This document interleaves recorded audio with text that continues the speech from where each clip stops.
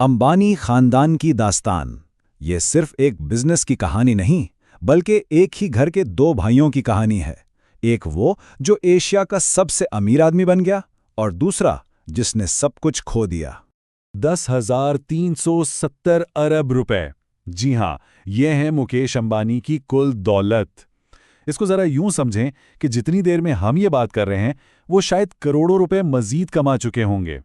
ये इतनी बड़ी रकम है कि इसका ठीक से तसव्वुर करना भी आसान नहीं।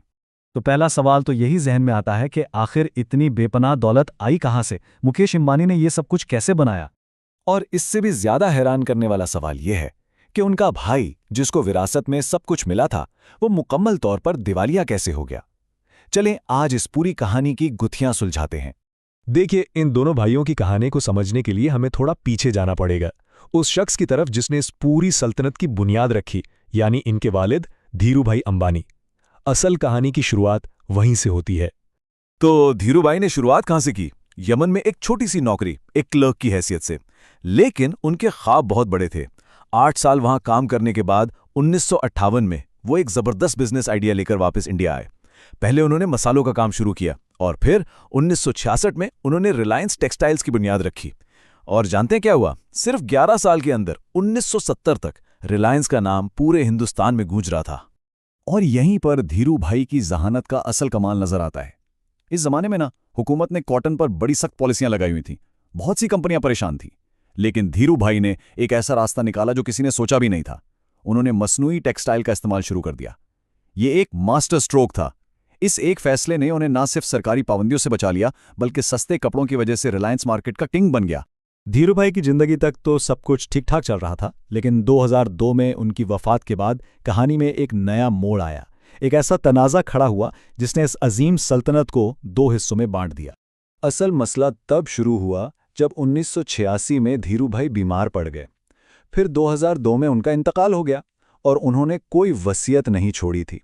बस फिर क्या था, दोनों भाइयों के दरमियान कंट्रोल की एक जंग शुरू हो गई।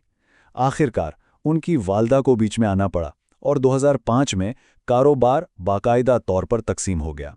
तो तकसीम कुछ इस तरह हुई। मुकेश अंबानी को रिलायंस के पुराने और सबसे ज्यादा मुनाफा बख्श कारोबार मिले, जैसे तेल, गैस और पेट्रोकेमिकल्स। दूसरी तरफ अनिल अंबानी के हिस्से में नए और उस वक्त के सबसे जदीद शोबे आए, जैसे टेलीकॉम, पावर और फाइनेंस। और बस यहीं से दोनों की राहें हमेशा के लिए अलग हो गई। तो अब जरा देखते हैं कि मुकेश अंबानी ने अपने हिस्से में आए कारोबार के साथ क्या किया।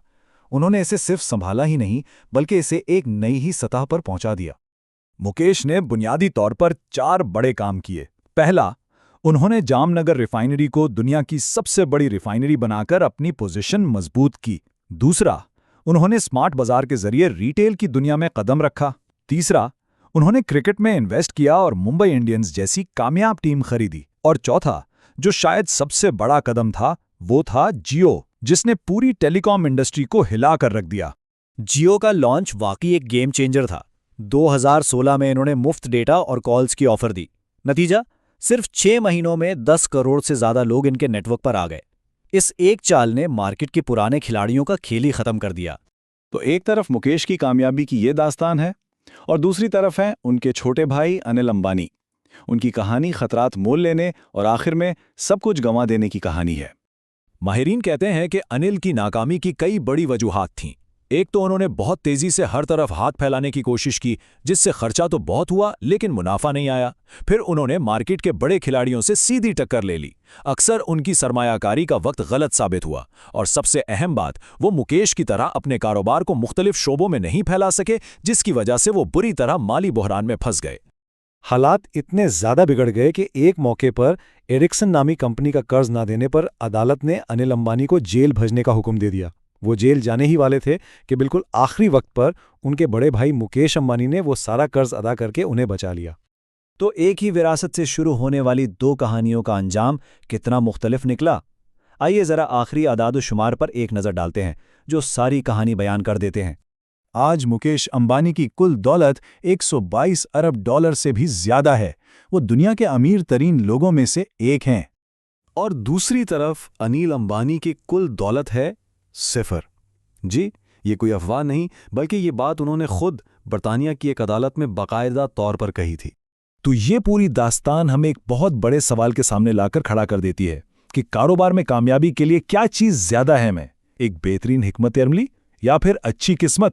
अंबानी भाइयों की ये कहानी शायद इसी सवाल का कुछ जवाब देती है।